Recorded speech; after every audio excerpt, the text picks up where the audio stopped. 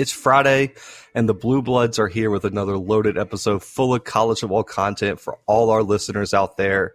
We start the episode with our new segment that we started last episode called Hot Seat Watch, where we analyze which coaches in each conference are on the hot seat. And today we analyze the Big-10. We then debate who is the most undeserving Heisman winner of all time, and then discuss the possibility of some conferences playing a full season of home and home series. We wrap up this episode with another recruiting update, which focuses on Minnesota and their 2021 recruiting class. It's about that time, so let's kick it off. As we kind of talked about last episode, going into every season, there are some coaches across the country that honestly know if they don't hit a certain milestone, don't get enough wins, don't make a bowl game, they're out the door. It could be the fans push them out, administration, they get a new job offer. This inspired this series called Hot Seat Watch. And today, last episode, we did the ACC. Go check out the last episode if you're listening and didn't get to hear it. But we're going to go to the Big Ten today. So, Brandon, which Big Ten head coach or head coaches do you feel are on the hot seat right now? Yeah, so I'm going to go ahead and start out with my first, and I think it's the most obvious one, at least for me. I've gone in on them several times at this point. So I think that Scott Frost has to be on the hot seat right now, right? I mean, he's been there for 2 seasons now. His overall record with Nebraska is 9-15. I mean, and that's just because this past season was a little bit better than the season before. He's gone 4-8 and 5-7 with Nebraska, and I understand that before he got there, Nebraska went 4-8. But I mean, he hasn't really done much to improve it. You know, in 2016, the year before Nebraska kind of fell off, they went 9-4. 2015 was kind of rough. They went 6-6 and lost in a bowl game. I mean, 2014 and 2013 were also 9-win seasons. You know, you bring in a coach like Scott Frost because of what he did at UCF. I guess after the one season that they saw, you know, because he went 12-0 in 2017, national champs. Everyone knows it. But in 2016, he went 6-7 with UCF. I mean, I don't think that he's necessarily a great coach, and he's not this prodigy that everyone maybe thought he was going to be. And I'm obviously going to be critical. I hate Nebraska. You know, I've been calling them frauds since the first episode of this podcast. And so I think that he is like the most obvious coach on the hot seat at this point in the offseason anyway.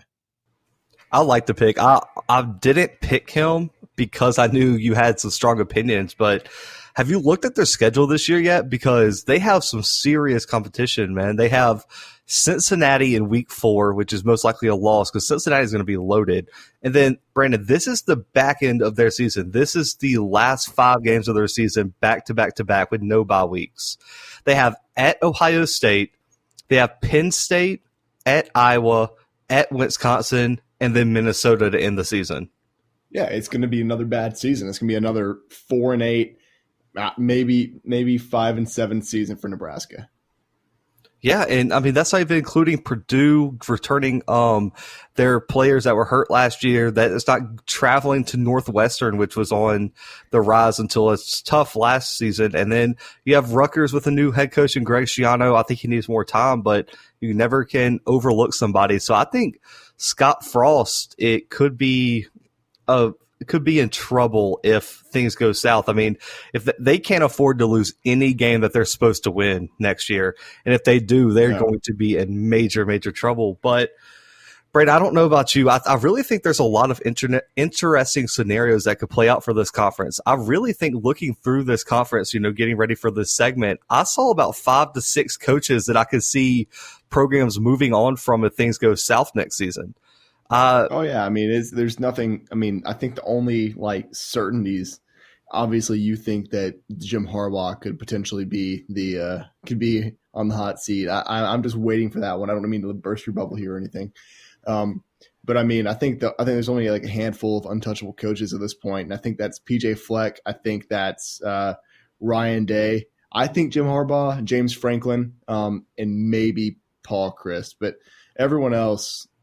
I mean, their seasons go south, and I mean, I don't know. I just can't see them realistically having a job no matter how they do next season.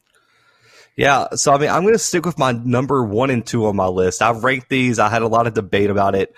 My number 1 coach, listen, guys, oh, cracking myself up here. I told you guys I hate picking second-year head coaches, but as we do this segment, I find out there's a lot of second-year head coaches I don't believe in. And I'm going to go with the second-year head coach here, and that's Mike Locksley for Maryland. Zach. He was the second coach on my list, and I've got something. I know you say he's a second-year head coach. This is his second time being the head coach at Maryland, Zach. That's second tough. time. That's real tough. He went 1-5 before he got fired the last time in 2015. And so, yeah. Why would he get rehired then? Why would they go back and I'm so confused on that. I don't know. And he went, 3-9 last year? He went 3-9 this past season, and I only figured this out because I don't keep up with Maryland football. I only figured this out because I looked at his coaching record overall with Maryland, and it was 4-14. I was like, wait, that doesn't add up. What's going on? And then I looked back through his coaching history, and he was their offensive coordinator and quarterbacks coach in like 2014 and a few years before that, and then he was their head coach at the beginning of 2015 until 6 games in when he went 1-5 and got fired. That's horrible, guys. That ruined my day right there. But Maryland just called the old ex-girlfriend. You know, they knew that he wasn't great, but he's there. So that's who they went with, I guess. Yeah. Never a good idea to call exes, guys. You know, this is not a relationship podcast, but never a good idea. It could be.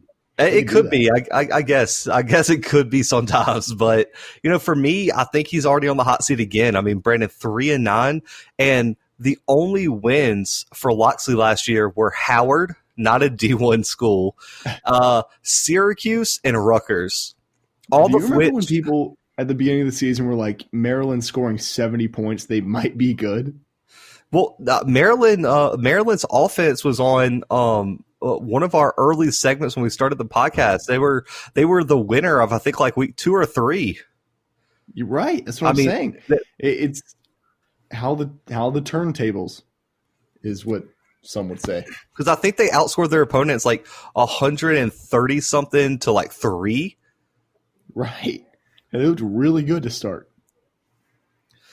That's real tough. But, I mean, I want to, like, look at this. I mean, so, Brandon, I would say their biggest BIG-10 competition last season was Penn State, Ohio State, Michigan, and Minnesota. You can agree with that, right? Yeah. They were outscored those 4 games 222-31. Oh, my gosh.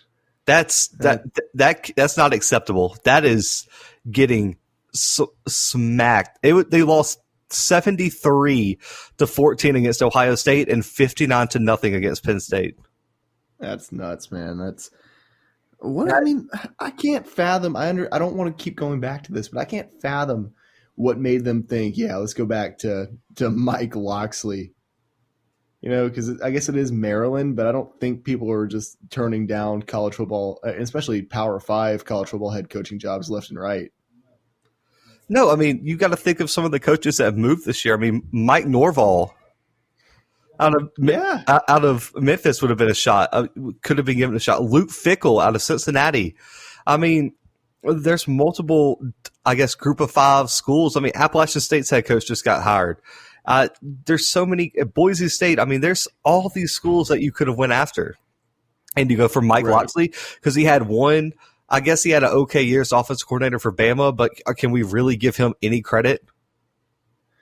Yeah, I mean, no, I don't think so. Well, he had 2 years as their offensive coordinator. He had the championship year in 2017 too. I mean, but the only reason he was at Alabama is because Alabama likes scooping up these guys that are, you know, they're down and out because they're Alabama and they can turn them around. You know, he got hired on as an offensive assistant in 2016. And ended up being their offensive coordinator the year after. It's I can't fathom it. But I guess something about him coaching an offense that won 25 games in 2 years appealed to Maryland again. I don't know. Yeah, they needed to see was the film from the Clemson 2018 National Championship game. Clemson did the same thing. I'm not even like a huge film guy, But every single time Loxley brought a wide receiver in motion, Clemson would switch off, and whatever DB was on that wide receiver would blitz off the end. I don't think Bama picked up the blitz once and got Tua killed repeatedly. It was the same play. Me and my friend were texting about it, and I was like, if they don't pick up that blitz, I'm going to pull my hair out. And I'm not even an Alabama fan. I was rooting for Clemson, but it was so frustrating to watch because it was the same thing over and over again. Right. Yeah, I don't know, man. And it's not, I don't think he's an awful coach. I think he's a much better coordinator than an actual head coach. And that's obvious by his record, Zach. Did you happen to see his overall coaching record? Don't have it written down everywhere, but I'm sure it's not great. If you had to guess his overall coaching record, his record at Maryland through his 2 seasons or 1.5 seasons there is 4-14. What do you think his overall coaching record is? I would imagine they probably doesn't have double-digit wins. Dude, 6-40. Yeah, that's tough. That is so bad. That's so bad. And, I mean, have you looked at their schedule? I mean, I'm going to break down these games that are surefire losses to me, okay? These games I'm already marking up as an L. At West Virginia, they're probably losing that game in Paul Brown's second year. They also have Minnesota, Wisconsin, at Michigan, Ohio State, at Penn State, and then Michigan State to end the season. Yeah, that's 7 losses. I think that I was looking at some source that was predicting records for next year. I think their record prediction for next year is also 3-9. So yeah, because it's not looking great. Because their winnable games are on the road. They have Northwestern and Indiana on the road. Yeah, it's tough. It's a tough break for Maryland. It's a really tough break for Michael Loxley. He'll end up back at Alabama because apparently he just gets rehired when he gets fired. He didn't even get fired from Bama. He's just going to end up back there. He's going to be he's going to be an intern. He's going to be what's his name? Who's Tennessee's coach that's an intern now? He's going to be Butch Jones. He's not even going to be Nick Saban's intern. He's going to be Butch Jones's intern. He's going to be the intern's intern. That's real tough. Tough. But, Brandon, you already know what my second pick is, don't you? Yeah, I think. To tell the listeners who's getting fired this year. And that's Have I already brought him up? Yeah, Jim Harbaugh. It's not Jim Harbaugh. No, listen. It's not going to happen. He's going to be gone after this season. I don't care if it's a firing. I don't care if it's quote unquote gracefully leaving for the NFL or gracefully leaving to retire. It doesn't matter. He's going to be forced out of Michigan. Brandon, he can't win the big game. I don't care. Just repeated 8-4 to 9-3 seasons isn't going to cut it. Are you going to let him keep his job if he loses his 6th straight game to Ohio State? Yeah, I think so because he hasn't lost. 0-6. He has 3 10-win seasons there. He has a 9-win season and an 8-win season. I think that's pretty good. That's pretty consistent. I don't care if you don't beat your rival every single year. I don't care if you haven't beaten them once. That's fine. If you're getting me 10 wins a season, I'll take it. So if Coach O, who would you consider LSU's biggest rival? Alabama, probably. Alabama. If Coach O went, let's just say 6 years, he gets you 9 to 10 wins every year, but he loses to Alabama every single year, and it's not even close. Zach, I'm gonna be honest with you. I've been through that 6-year drought. I've been through it. I don't know if you remember that. And who lost their job because of it? Les Miles, but I don't think anyone was just sitting there screaming, "Hey, let's fire Les Miles." I beg to differ. I was at the game. I was at the game where he was fired.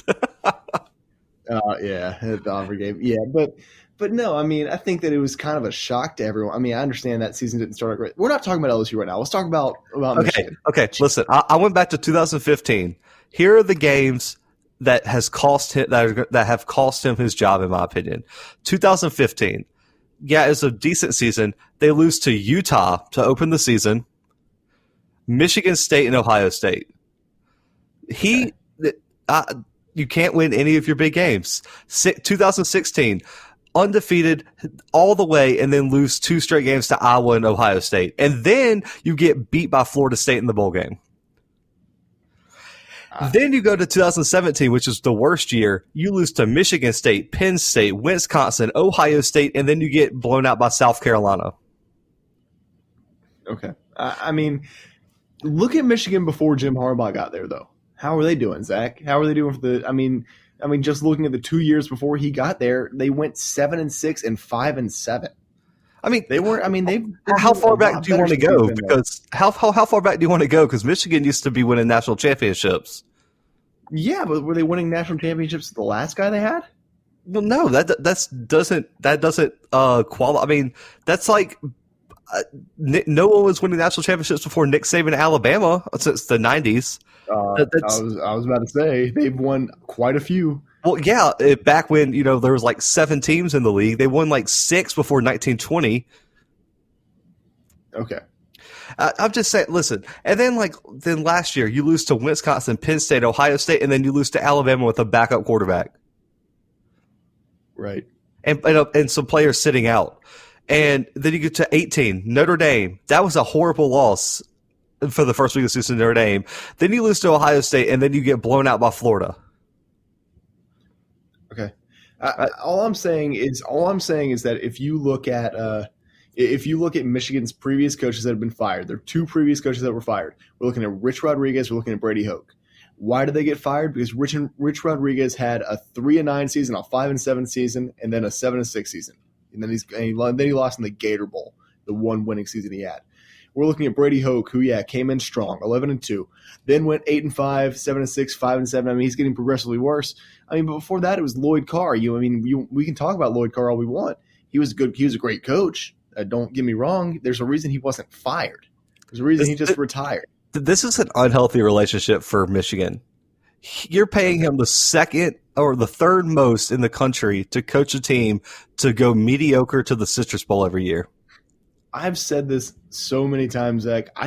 Look, I'm not saying that I don't think he's overpaid. I do think he's overpaid. I absolutely think that. But I don't think that he deserves to be fired.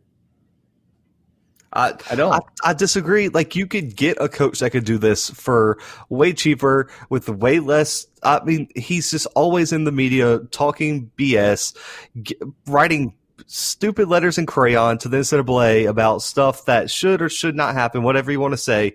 He's not worth just all the problems. He doesn't win enough. He's an overrated coach. Is he a smart man? That's neither here nor there. We're not here to talk about school. We're here to talk about football, Zach. I get the crayon letter. I made fun of it. Okay, let me lay out the schedule for you, okay? Let's see how you feel about this, okay? Part of my argument here is because of their schedule, all right? Okay. I'm going to lay out some games. I want you to tell me I want you to give me a percentage on how confident you are that Michigan can win this game, okay? Okay. At Washington, week 1. About 85%. Washington is going to beat Michigan. They got to travel all the way across the country to play Washington, who's returning just about everybody but their quarterback. Yeah. Okay. I disagree. Washington's beating them. Do you think they're going to beat Wisconsin next year? No. Okay, that's one loss. Do you think they're going to beat Penn State next year? No. Do you think they're going to travel to Michigan State and beat Michigan State at Michigan State? Yes. I don't think Michigan State's very good. Okay. At Minnesota. Oh, that's a tough one. They have to travel to Minnesota. What part of the year is it? How cold is it? I believe it's in November. Oh no, they lose that. They lose that 10 times. And then they travel to Ohio State. It's a good little 8-4 season we got right there. That's 8-4, and could you see Washington or Minnesota pulling the upset in your eyes? I already said Minnesota. Michigan State, I don't think there's a chance in the world Michigan State pulls that upset. I don't think that Washington would be an upset, really, but I don't think – I guess I could see it. I just don't think it happens. Okay, so if it happens and he goes 7-5 and loses his bowl game for a 7-6 record, he doesn't leave? Zach, look, I know, okay, you're trying to reform your ways. I know that you've been on the, hey, Jim Harbaugh's going to get fired train. And I've said, no, he's not getting fired. He's going to get pushed out. So now you've conformed to my thinking. You've conformed to what I'm saying. I would like you to admit that first and foremost. Whether you get forced out or fired, it's the same thing. Yes. It's being pushed out is just firing. It's literally just like someone like I wish we could cuss on this podcast. You know, it's someone screwing you over and then like spraying you in the face with Febreze and being like, "Hey, at least you smell good now." Like it doesn't it doesn't make any situation better. You still got fired and let go. If you're you just got to do. It might be worse because guess what? When your employer makes you quit, you don't get that severance package. So that's tough. That's a tough break for everyone involved. Okay, Brady, you just got a new job, right? Sure. I don't want to talk about that. Okay. We're bringing personal business into the podcast business. I don't like it. Okay. Let's just say dox me on the podcast, guys. Okay. Let's just say your little brother gets a job. In one situation, he gets told you're fired, or there's another situation where they take him and say, "Hey, I have this other job that you may want to do better. It's called mopping the bathroom, but it's in this other store all the way across the state." That's still firing. It's just That's not even comparable, though. I don't know. Whatever. I still think Jim Harbaugh is going. No. It would be like if you worked at McDonald's, right? Because I think that if he gets pushed out here, he's probably going to go to the NFL. He's going to Burger King? No. If you're working at McDonald's and you get pushed out of that, like you're a fry cook at McDonald's, you get pushed out. And you know what happens? They're pushing him right into that Wendy's front office. Now he's a franchise owner. It's pretty nice. Yeah, and last time he ran a franchise, he got fired. Yeah, but he went to the franchise bowl, so that's pretty good. Okay, fair enough. Listen, guys, but this segment has lasted much longer than we expected. But Jim Harbaugh should not survive in a below 9-3 season, and should not survive without beating Ohio State. Any Michigan coach that goes 0-6 should be let go. He hasn't shown any process in recruiting, player development, winning, or just about anything. Jim Harbaugh on the hot seat should be gone. # fire the Harbaugh. Yeah, man, I don't know. Jim Harbaugh is just like a trigger word for us. Like we need to calm down. Yeah, we might never get to talk about him ever again. Yeah, we lasted 22 minutes on this. Jim Harbaugh, this is ridiculous. But guys, we're going to move on after 22 minutes and talk about another segment that's probably also going to take another 22 minutes. And, you know, there's a saying in college football, not all Heisman winners are equal. And it's one of the more true sayings, you know, in college football. And there have been players such as Joe Burrow, Cam Newton, Robert Griffin, and Tim Tebow that really left no debate whether they were the best player in college football in a season. Others, I guess you could say, left much to be desired and got the honor due to, what factors would you say? Name recognition, program prestige, or some other sort of bias. So we break down which players we think are the most undeserving Heisman winners since 1990. The reason I picked 1990 is because, yes, there might be some debate about the 1940s. Football was a different time. It's hard to compare those players to current players. So 1990 is kind of where we set the bar. That way we can compare these players equally. So Brandon, which Heisman winner do you think is the most undeserving in college football history? Zach, I'm going to die on this hill because I am, and I'm really just going to look like a Nebraska hater after this. If you guys didn't already think I was, but sorry to any Nebraska fans out there, Eric Crouch did not deserve to win the Heisman Trophy. He just didn't. And I get why he won. I 100% understand why he won. I don't agree with it. But for anyone who doesn't know Eric Crouch, he was a quarterback for Nebraska in 2001. But before that, I mean, the Heisman year was 2001. He had 18 rushing touchdowns and 1,115 rushing yards. I mean, he even had a receiving touchdown. It was a 63-yard reception. I mean, he's an insane athlete. There's no question about that. But I mean, let's not beat around the bush. He really shouldn't have been a Heisman Trophy winner. I mean, let's not forget he was a quarterback. You know, he passed for 1,510 yards and 7 touchdowns, which 7 touchdowns isn't great. 1,510 yards, that's respectable. I'll take that. I'll take 1,510 yards, especially in 2001. You know, that was before college football was more passing oriented. It was still mainly focused on the run. Anyway, so I mean, I'm not going to bash the 1,510 yards. What I will bash is the 7 passing touchdowns. Zach, you want to know why I'm going to bash the 7 passing touchdowns? It's Oh, because I want you to guess how many interceptions he had that season. oh yeah. I think he had more interceptions, didn't he? Yeah, he cutlered himself. He had Yeah. seven touchdowns and 10 interceptions that season, and won the Heisman Trophy. And it's just absurd. That's Well, insane. Um, what? What you you got also something to had say? you also had Rex. I think it was Rex Grossman at Florida Yeah, that dude. set the Don't world on steal my fire. thunder. Don't steal my thunder. My Rex bad. My Grossman, bad. the runner up that year, had 3,800 passing, or just over 3,800 passing yards, 34 touchdowns, and 12 interceptions. Yeah, and I get it. Yeah, that's really good. But I understand. I hear the critics. I hear the Nebraska fans now. That's more interceptions than Tim Crouch had. You just had bashed him for having 10. I didn't bash him for having 10. I bashed him for having more the interceptions than touchdowns. But you know what? I'll listen to your argument real quick, and I'll go ahead and deal you this card. David Carr that year. Fresno State's quarterback, David Carr. We all know him. Awful NFL quarterback, whatever. He played for the Texans. We can't really blame him.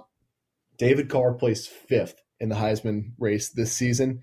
Zach, he passed for 4,839 yards this season, 46 touchdowns, and guess how many interceptions? 9. He had fewer interceptions than Eric Crouch did, with 46 touchdowns and nearly 5,000 yards passing. I mean, you want to talk about Rex Grossman lighting college football on fire?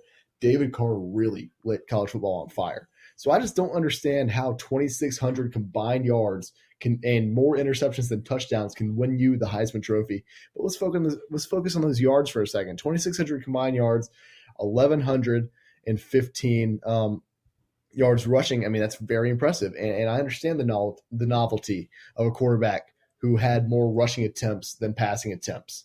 I get it, but why not give it to a running back if that's the criteria?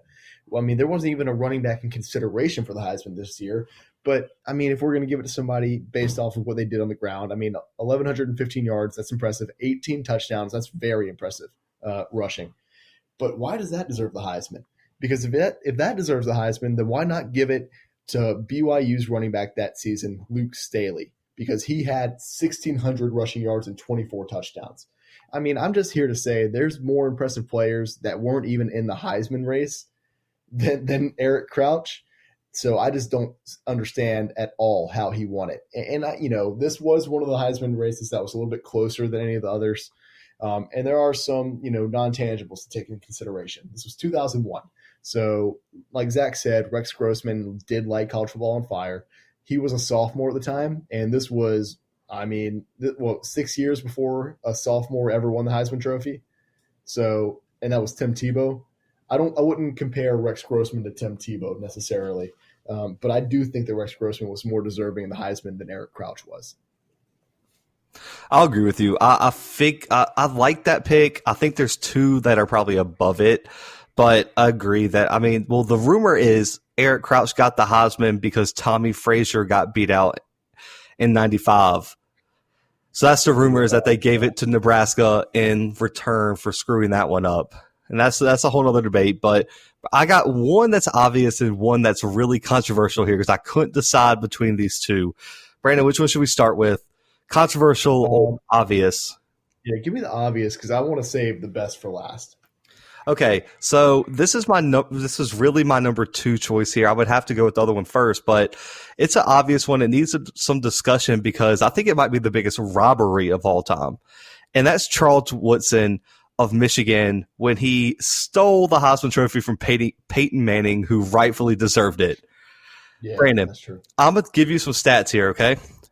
And I want you to tell me if this is Heisman-worthy stats. Go ahead. 7 interceptions. 11 catches for 231 yards and 2 touchdowns, 15 yards rushing with 1 touchdown, 33 kicker punt returns for 283 yards and 1 touchdown. Yeah, no.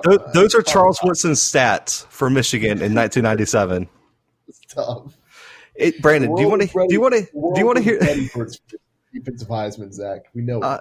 Do you want to know the just craziest stat to me ever? You're telling me, oh man, he must have led the league in something. He didn't lead the league in punt and kick return yards, or touchdowns, or interceptions. Okay. He was tied the number one leading interception person was a kid out of Wyoming with 8. Charles Woodson was tied with 6 other people with 7 for second place. Right. So he wasn't even the best DB in the country, and he won the Heisman Trophy. Right. Oh. And so you want to, on the flip side, why does Peyton Manning deserve it? I don't know. Over 60% completion percentage, almost 4,000 yards. He had over 3,800 yards in the 90s, 36 touchdowns and 11 interceptions. Peyton Manning was top 5 in the NCAA in passing yards, completions, and touchdowns. Yeah. Oh, and he didn't deserve the Heisman? No, I mean, he absolutely did. And like you said, this is the not really controversial one. I think that a majority of our listeners would even agree with this. I made the joke that, the world was ready for its first defensive Heisman. I mean, 1997, what a progressive year in the history of our country, right? They needed the first defensive Heisman. Yeah, I mean, this was, when people think about it, about Heisman robberies, I mean, this is the one that sticks out. At least to me, it was. Yeah, I mean, I think Woodson gets the benefit of the doubt because in folklore, he was just dominating, college football. But I mean, look at these stats, man. I mean, are you kidding me? Yeah, that sounds like he barely played. I mean, the kick returns.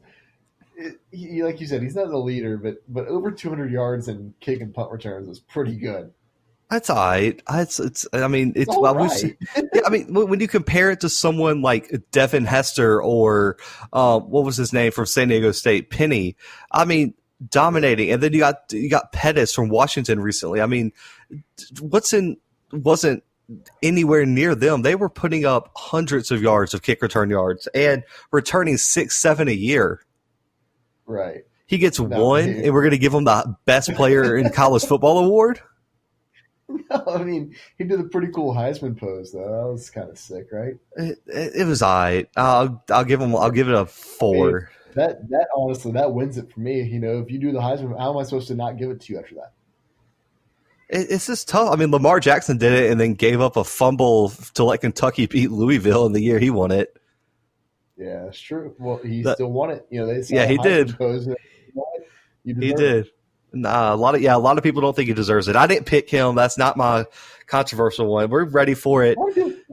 That's a different discussion. Whatever. Go ahead. I mean, I have Mark Ingram from Alabama. Oh man. I thought about it. I really did. I really thought about putting him. I'm ready for any smoke Bama fans are coming for me with. I mean, this is not because he played at Alabama. I mean, because Derrick Henry deserved his Heisman. I think we both will sit there and say that Derrick Henry dominated college football in the year he won it. And arguably, if Tua would have beat Kyler Murray, I wouldn't have had a major uproar about it. Kyler Murray and Tua should have been very, very close. And, I mean, Ingram wasn't even the best running back on his team, guys.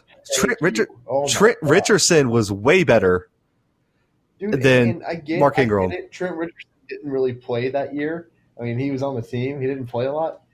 But Mark Ingram wasn't the best player on his team that year that did play. I don't think he was top 5. To quote 2009 Brandon, who got very upset over these Heisman results, he's not even the best player on his own team. Look it up on Facebook. I guess you guys don't know my last name. I'm not about to dox myself right now. But if you do know me, go look it up. I said that in 2009. 2009. I mean, and so listen, I think for a Heisman player, to be undeserving, the player didn't deserve it, and the people who finished behind him deserved it more. And there were 2 players who deserved it more than him in that year. One finished second, and one finished 4th, which was an outrageous finish for this guy. So Brandon, I'm gonna give you stats. So don't look anything up. I'm going to list you the stats of the second place. That's true. I'm going to list the stats of the second place player and the first place player. I want you to tell me who is who. So first, we got 1,658 yards rushing on a 6.1 yards per carry average with 17 touchdowns with 32 catches for 334 and 3 touchdowns. I can't remember his. I don't know, Zach. It's 2009. I was like, I know. I You're was like good. 13. You're Okay. good. All you have to tell No me idea. is which stat won the Heisman, and then Oh, the other player is 1,871 yards rushing on a 5.5 yards per average carry, 28 touchdowns, 39 catches, and 395. I'm not gonna lie to you, Zach. I worked myself up a little bit on that on the I don't know their name thing, and so uh, don't really remember the first stat line. I'm gonna go with the second guy. I feel like the second guy's the answer.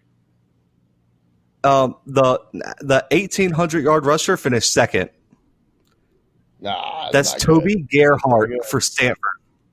That's who it was. I knew that. God, I knew that. Mark Ingram ran for less yards, less touchdowns, had less catches for less yards than Toby Gerhardt, and still won the Heisman. Brandon, I'm gonna throw something at you.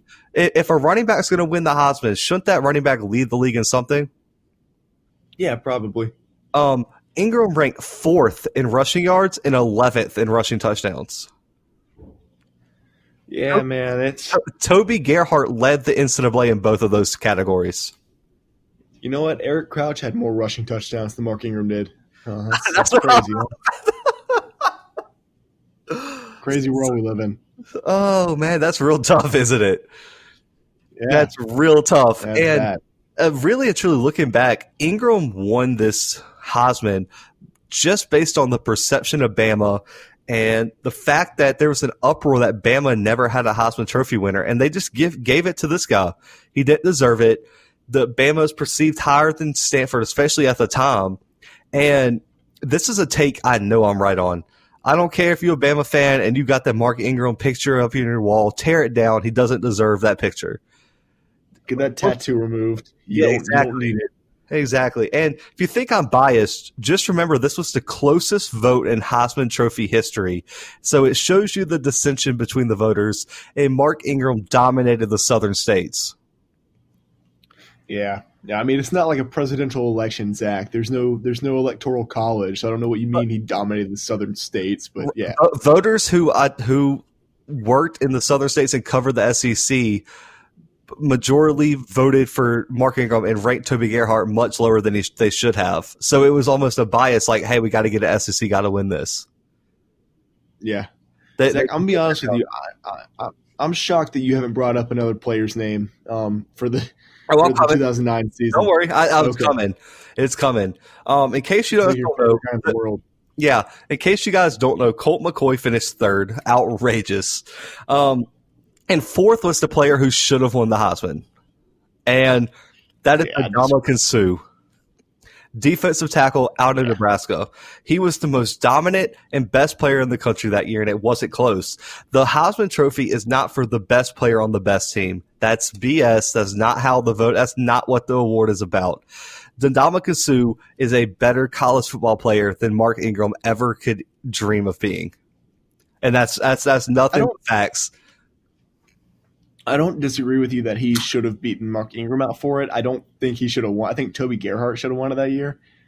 But yeah, I think Mark Ingram should have finished probably 4th. If I were a voter, I wouldn't have given him a 1st, 2nd, or 3rd place vote.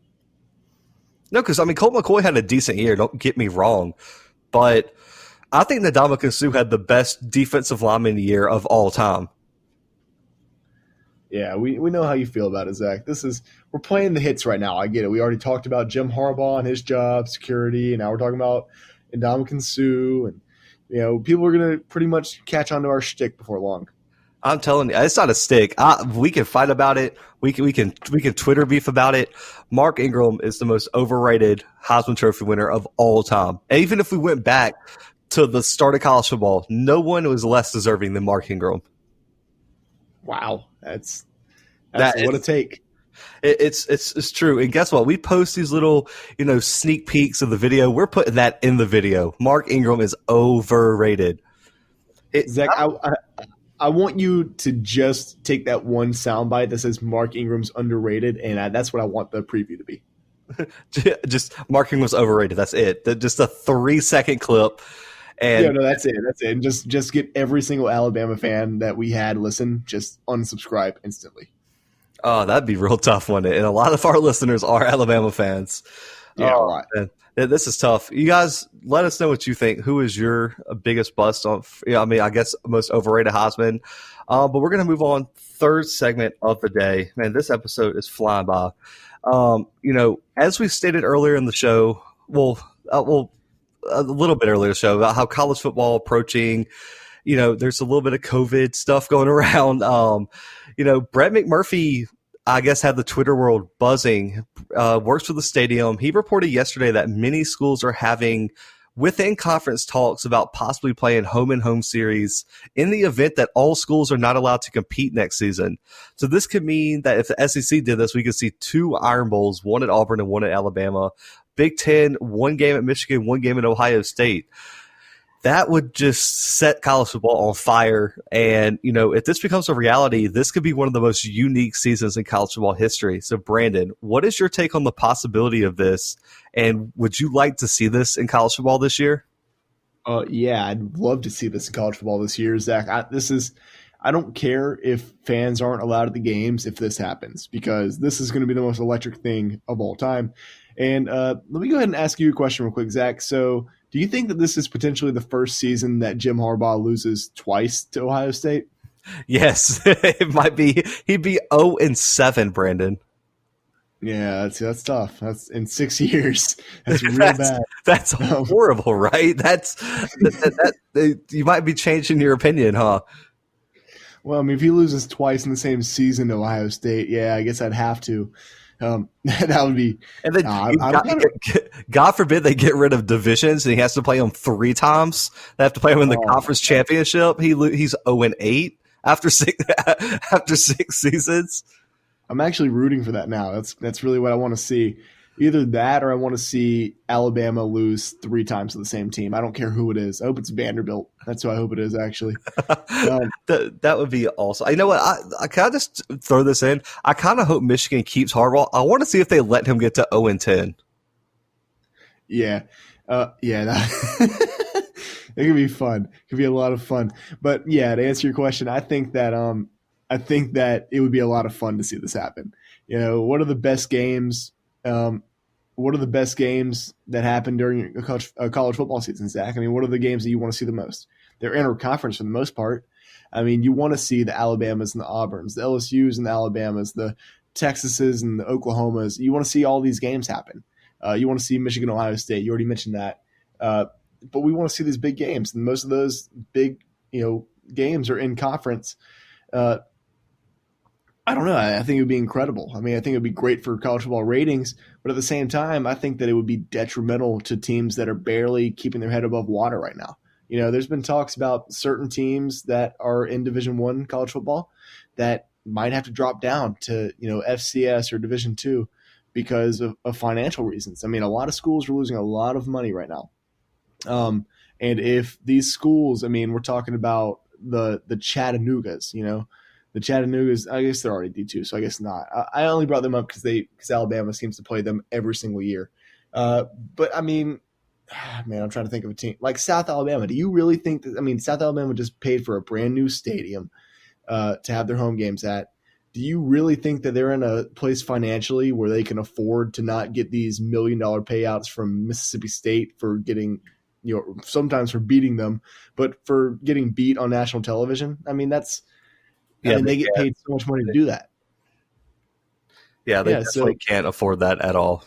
I'm not trying to pull a Darren Ravel here, and I'm not trying to be the worst person alive by talking about the money aspect of college football. But I mean, it's something that we have to take into consideration. There's a lot of teams that are barely keeping their heads above water right now. This whole the economy is kind of in shambles. Not to bring you guys back down to earth for a second. We're not going to talk about it for too much longer, but I just don't see a way. As fun as it would be, you know what? I take it back. That's fine. Go ahead. I'm going to be the fun guy real quick. Let's go ahead and get rid of all those teams. They didn't deserve to be there anyway. Let's go with just the Power 5, just playing homes and homes. I'm in. I mean, I think it would be a really, really interesting season. So I was talking about this earlier with some people, and I got a little bit of questions about how it would work. So, Brandon, we have a 12 game schedule usually, right? Right. There's 14 teams in the SEC. So why would Okay. I would much rather, I don't know if you would, see just a tournament of SEC teams. Yeah, that would Everybody be play good. each other, and let's see how it turns out. I mean, I think that would be the best way. So everyone plays each other. We got 14 games, and then we play one game to determine the SEC champion. If there's no other football, why not do that? That Yeah, that's that true. I mean, that SEC title game would be the most watched game in football in college football history. yeah, it would be pretty sick. I mean, could you imagine it's like Alabama LSU part 3 for the SEC No, man. title? I mean, we've already had part two. I guess part three would be kind of sick. I mean, and another thing is, what about games that are usually at neutral sites? So we could see a home and home game between Texas and Oklahoma and Florida, Georgia. That Yeah, that to me would be really fun. I've been calling for the Florida Georgia game to be a home and home rivalry because it's really not a neutral site when it's in Jacksonville. When the game is in yeah, the state of another team and it's really not that far from Gainesville, is not, it's not a neutral site. I'm sorry. Athens is in North Georgia, Florida is in northern Alabama, and the game is in northern Florida. My bad. And it's not a neutral site game. And like you said, I think it would hurt some teams. I mean, what about the teams that get historically dominated in their rivalry games? I mean, can Jimbo Fisher afford to lose to Alabama and LSU twice? no chance. Or God forbid if he loses to Auburn twice or someone like that. And what about new coaches? How pissed is Mike Leach going to be if he takes a job at Mississippi State and has to play Alabama, LSU, Auburn, and Georgia twice in a season? He's going to be pretty upset. Lane Kiffin's the one that we really need to worry about being upset about I that. mean, I guess a positive would be you get 2 Egg Bowls. You get twice the dog lifting their leg, Yeah, things like like that. you get Stark, Vegas, and Oxford in one season. Yeah. And you get the lead up to the game. How amazing it's going to be to see 2 weeks of Lane Kiffin and Mike Leach talking about each other. Oh, it's gonna be the best thing. It's gonna be the best thing I've ever heard. This is going to be interesting. I mean, so I want to know what situation would this happen under? And so if the Pac-12 goes completely under, the Pac-12's gone, and now all these other conferences are left. Do they just say, okay, we're going to go our separate ways this one season? We'll crown a conference champion, and that'll be it? Or Yeah. do you think the Big 10, ACC, and SEC and Big 12 come together and like, hey, we need to get a champion. We can pull in the AAC and we can play the season out. I'm really Right. interested because I think teams are going to want to have a chance at a national championship, not just a conference championship. Yeah, I mean, it definitely. I mean, I see what you're saying, and I just don't see a way that a national championship would be possible under these circumstances. And that's something I thought about earlier today, and I failed to put it in my notes. So I'm glad you brought it up. Uh, but yeah, I mean, I guess that would be just kind of out of the question. You know, there's certain teams that kind of have national championship expectations almost every season at this point. I mean, we're talking about Clemson, we're talking about Alabama. These are teams that hope to be in the national championship year after year. So yeah, I think taking that away would kind of take certain incentives away, right? Yeah, I completely agree with you there. So Zach, let me ask you this. So I like that suggestion, but I have another suggestion for college football, especially for states that aren't allowing interstate travel. What if instead of just keeping games, keeping the home and home series within their own conferences, what if we did like an in-state division kind of thing? Like so, for instance, like Texas would have its own, I guess, like league within a league. So like Texas A&M would play Texas, and Baylor would play TCU. I'm trying to think about teams that are outside of the same conference. Houston would play Baylor, or I mean, I'd like to be able to see games like that happen. I mean, be able to see things like Texas playing Texas A&M, reigniting that rivalry during this time. I think. How do you feel about that idea? I actually like that idea. I think it'd be interesting to see how that worked. I mean, I think some in-state would suffer though. I mean, Are you looking forward to LSU playing the state of Louisiana?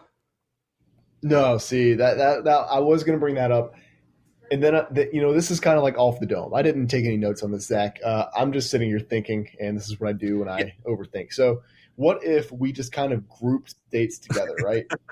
Like maybe we had like a group of Like 2 or 3 conference? states, like Alabama was kind of. Yeah, I'm describing conferences, I guess. Yeah, I'm an innovator. I think you could do like interconference stuff. Like if you combine the Big 12 and the Big 10, because they have kind of similar areas, and you combine the ACC and SEC, you could get something like that. No, I mean, but what if we did like this? I mean, I don't know. There's like certain places where it would be incredible, like Texas, for instance. Florida would just be a bloodbath. The California would be pretty But cool. California is going to be the reason we have to do this. Yeah, that's what I'm saying. That's why I thought about it in the first place. Is like California, because California State University schools have already shut down. Luckily, I don't think there's any Division I football teams that are CSUs. I don't think so. Or not.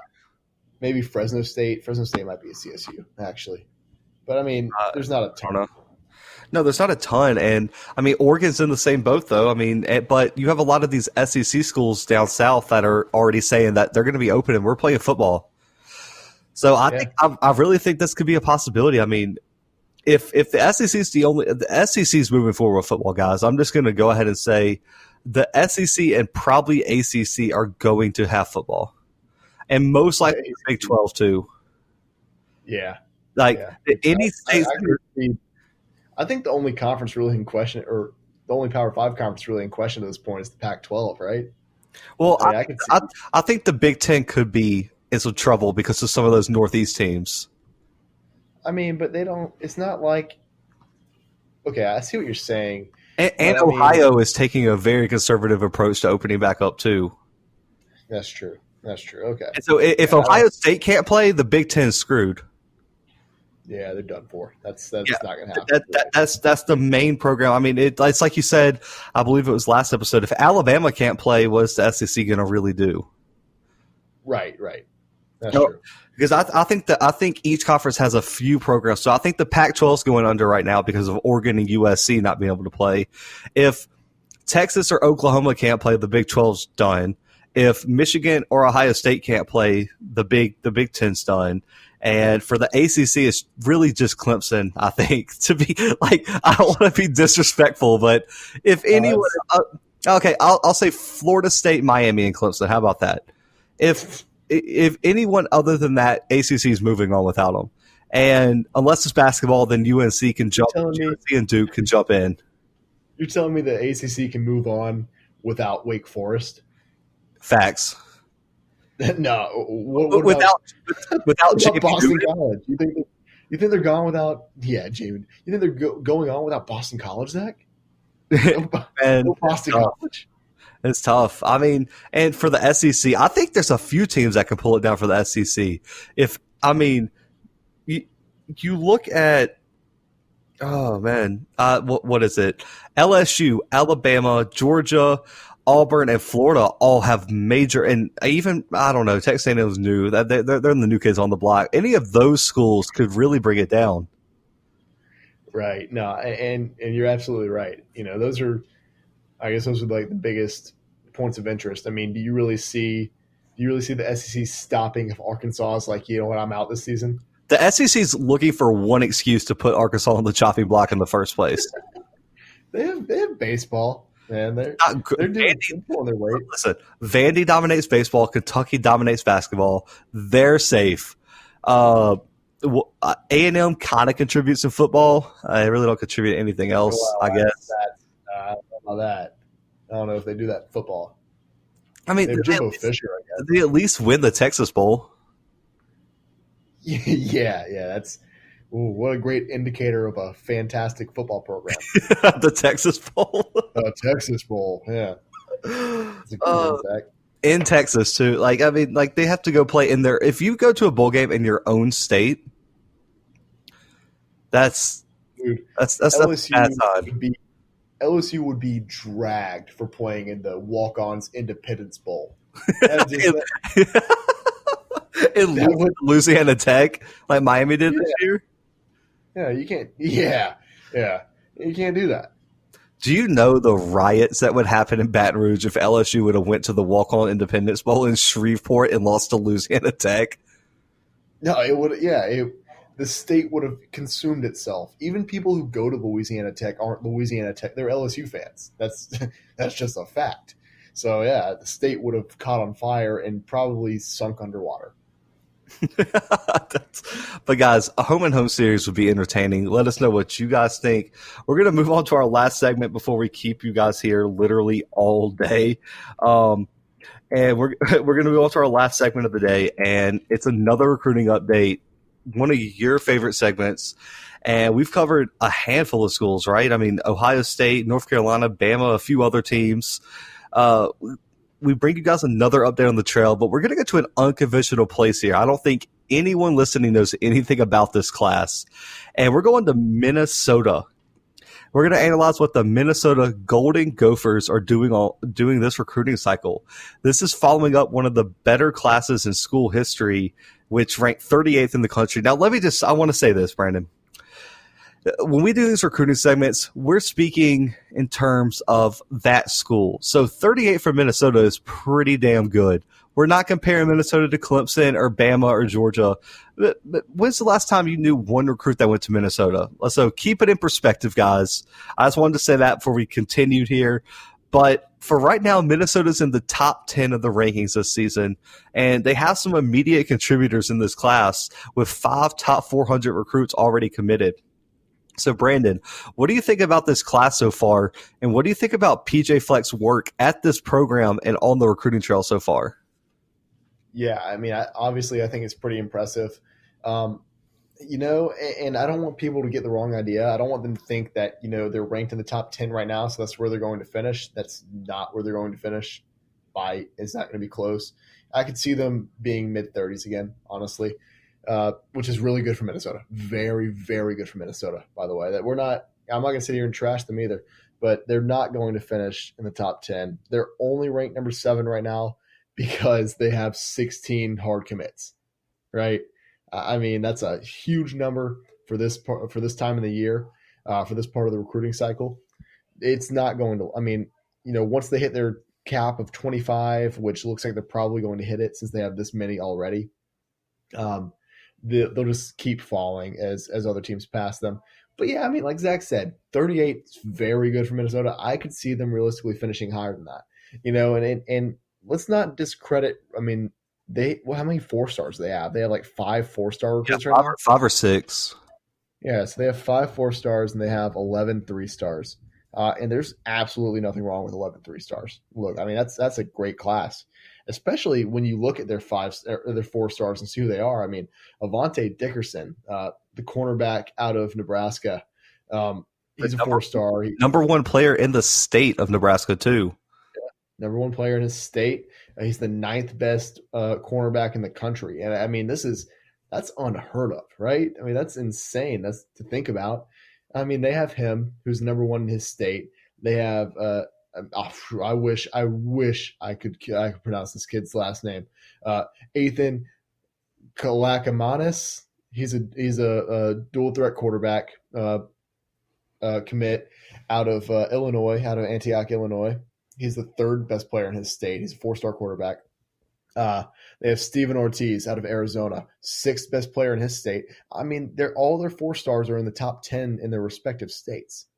That's an insane metric for, I mean, especially for Minnesota, and I think they're doing a good thing recruiting in state. I mean, who would have thought that Minnesota had two 3-star guys? I mean, I only say that because they're 2 recruits out of Minnesota at this point. They're both 3-stars, and they're 4th and 6th in the state, respectively. But Minnesota's not really known for pumping out talent. I just think Minnesota's done a great job of scoping around the country. I mean, they've reached down into SEC country. They've reached into Big 12 country. I mean, they're recruiting Pac-12 country. I mean, they're recruiting past just Big 10 country and further than they normally do. Yeah, I agree with you there. I mean, you always got to. I mean, for me, I want to address PJ Fleck first. I think PJ Fleck is going to be recognized by casual fans as one of the most elite coaches in the country very soon.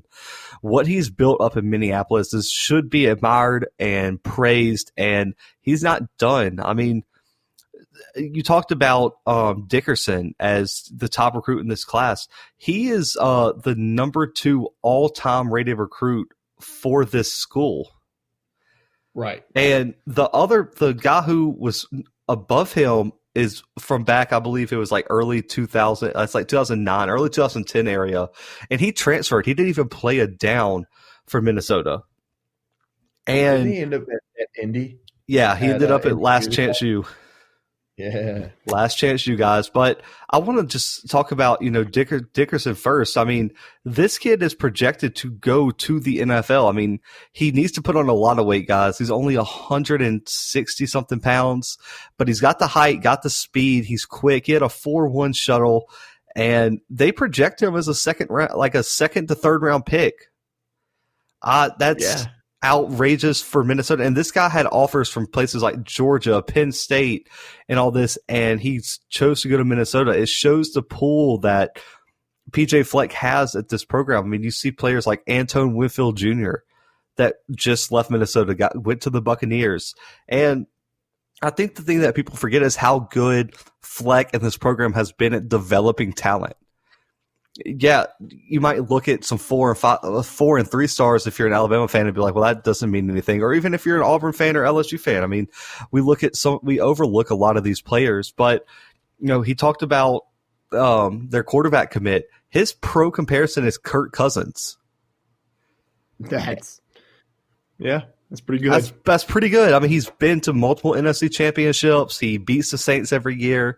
And we didn't have to say that. Sorry, man. As a sophomore, this kid's already 6'4", almost 200 pounds. And at that height, he runs a 4.5. That's pretty. Impressive. I don't know how his pro comparison is Kirk Cousins, and he's that fast. I don't know how Kirk Cousins classifies as a dual threat quarterback, but we'll let it ride. But like Brandon said, they're getting players from to the two guys, and they were like, you know what? They're both going to be in Minnesota, and they're both tall white guys. So yeah, that's Kirk Cousins.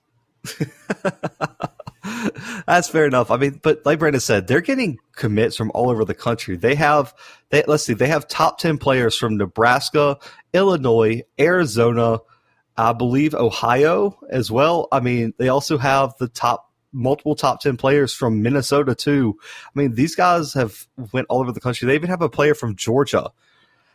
I mean, from Newton, Georgia, which is right out of, the Bulldogs' backyard. So Minnesota's doing work on the recruiting trail. I'm a little bit higher on this class than Brandon. I actually could see it falling in around in the mid-20s. If you look there, really? The average ratings have gone up by 2 or 3 points from last year in the mid-30s.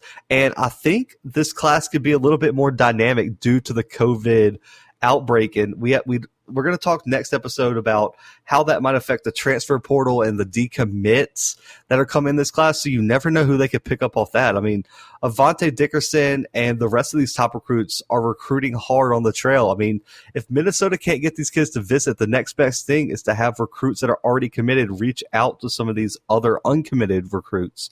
And I think a lot of players are recognizing what PJ Fleck is building. And I really see some more high caliber players coming. They finished lower half of the BIG-10 last year, but I can see this being around a 5th or 6th ranked class in the BIG-10 this year. And I think PJ Fleck moving forward is only going to get better. Yeah, I can definitely see that.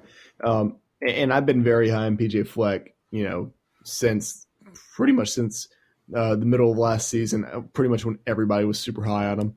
I'm acting like I was ahead of that curve, and I just wasn't. But yeah, I mean, PJ Fleck, he's a great head coach, and I think that he does a fantastic job of developing his players. Who would have thought, that Minnesota, obviously they had the 38th best recruiting class last year, but I mean, they finished. They exceeded everybody's expectations this past season, and who's to say they won't do the same sort of thing this year? PJ Fleck is doing a lot right now in Minnesota, and I don't want to say it's like a good thing because I'm not biased one way or another. So I don't want to say it's like a good thing to see what he's doing in Minnesota, but he's definitely doing something incredible for Minnesota football. Yeah, I mean, if you think about it, I mean, did anyone ever think Minnesota would be a top 10 team this year and beat Auburn and outplay Auburn the entire Outback Bowl and take that too? I mean, this team was one. Wow. It takes some kind of man to talk about his own team losing. That's true. Yeah, they got smacked. It should have been a double-digit game. Auburn got lucky. It was a single-digit win for Minnesota, but they beat Auburn to death, and they were one close game in the snow away from going to the Big Ten championship. They lost to Wisconsin the last week of the season. If they win that game, they play Ohio State in Indy for the championship. Right. Absolutely. I don't think if you're a Minnesota booster or anything, you can let this guy go. I mean, he just signed a major extension, and I think it was one of the best re-signings in college football for a coach because I think this guy is on the same trajectory as James Franklin was coming out of Vanderbilt. I think he's building something special, and if once he steps away from Minnesota and gets into a program that's more established and is much easier to recruit at, I think any program PJ Fleck is the head of is going to be a major problem in college football across the national landscape. Yeah, for sure. But guys, we went over an hour today for you guys. But we're going to end the episode now. If you missed our first episode of what we're calling the Audible, which is our live streams on Wednesday, go check it out on our YouTube page, the Bluebloods CFB podcast. We're not really sure of the schedule. We're looking at maybe every 2 weeks. We will let you guys know. We will announce when our next Audible episode is. But go check it out. You can catch the podcast wherever you guys listen, man. Apple Podcasts, Spotify, Google Podcasts, Overcast, anything. Even on YouTube, like I said before. Check out, subscribe, rate the podcast where you can. Tell your friends, family, tell everybody. It's the quarantine is winding down for some of you guys, so I expect you guys to be telling everybody to go listen to the podcast, catch up on some college football content. Hopefully sports are coming soon. Who knows on that? But guys, we appreciate you listening. But for right now, we out.